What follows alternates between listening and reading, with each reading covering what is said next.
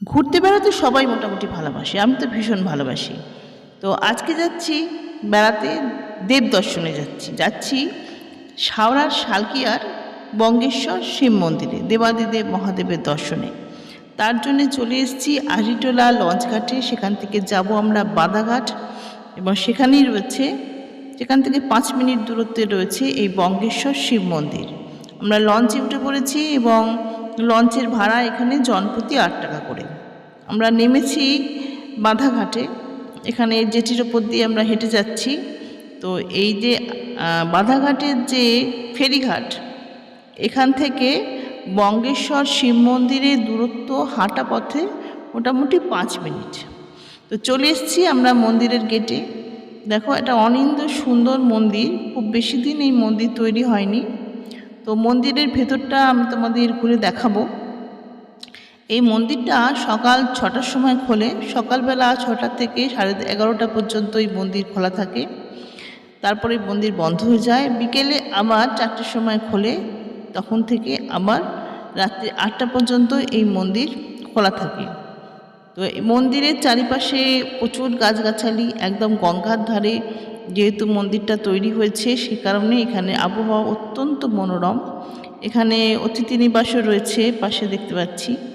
যারা দূর দূরান্ত থেকে অতিথিরা আসে তারা এখানে এসে থাকতে পারে। এই দেখো, প্রচুর গাছগাছালি, এখানে ফোয়ারার ব্যবস্থাও রয়েছে। এটা রাত্রির বেলা সন্ধ্যের দিকে এটা চালু হয়। তো আমরা গিয়েছিলাম বিকেলের দিকেই, এই বিকেল 4টে নাগাদ। তো তখন ওখানে সৎসঙ্গ শুরু হয়ে গেছে। এই যে এটা দেখতে পাচ্ছ সামনে, এটা হচ্ছে মূল মন্দির, এবং মূল মন্দিরের ঠিক সামনেই রয়েছে 51 ফুট দেবাদিদেব মহাদেবের বিশাল বড় মূর্তি। তো এইখানে এখন নাম সংকীর্তন চলছে, ভক্তরা বসে আছে, গান হচ্ছে, সবাই পাঠ করছে।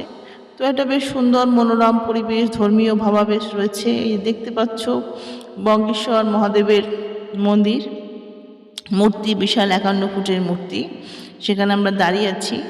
তো তোমরা দেখো, মন্দিরের চারপাশে আরও কিছু মন্দির রয়েছে, যেমন রাধাকৃষ্ণের মন্দির, শ্যাম বাবার মন্দির, রাম সীতা মন্দির রয়েছে। তো সেইগুলো তোমাদের ঘুরিয়ে দেখাচ্ছি, তোমরা দেখো মন্দিরের অপরূপ সৌন্দর্য এবং মনোরম পরিবেশ।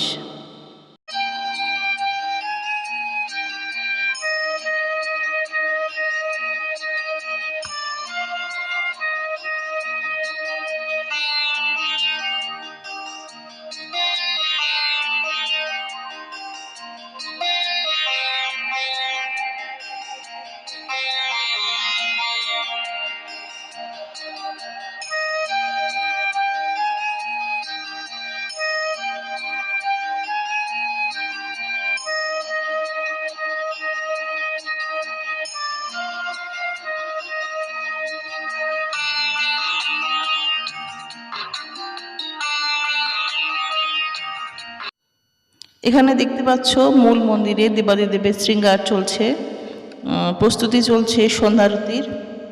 পুরোহিত মশাই তিনি দেবাদিদেবের শৃঙ্গার করছেন, এরপর শুরু হবে সন্ধ্যারতি। এটা মূল মন্দির চত্বর। মন্দিরের সামনে যে নাট মন্দির রয়েছে, সেখানে ভজন কীর্তন চলছে, ভক্ত সমাবেশ হয়েছে, ভক্তরা ভজন করছেন, এবং যিনি মূল গায়ক তিনি ভজন পরিবেশন করছেন। দেখতে পাচ্ছ প্রচুর ভক্ত সমাগম হয়েছে এবং তারা নাম সংকীর্তন করছে।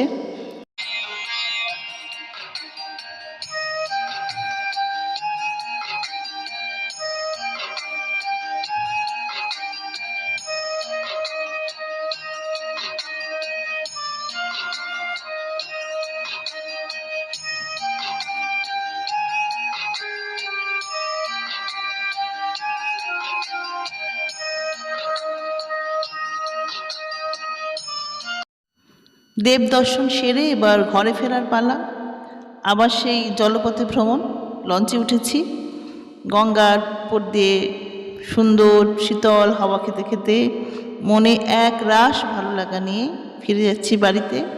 দেখতে পাচ্ছি হাওড়া ব্রিজ। আবার ফিরে আসবো তোমাদের কাছে অন্য সুন্দর একটি ব্লগ নিয়ে, সঙ্গে থেকেও। টাটা।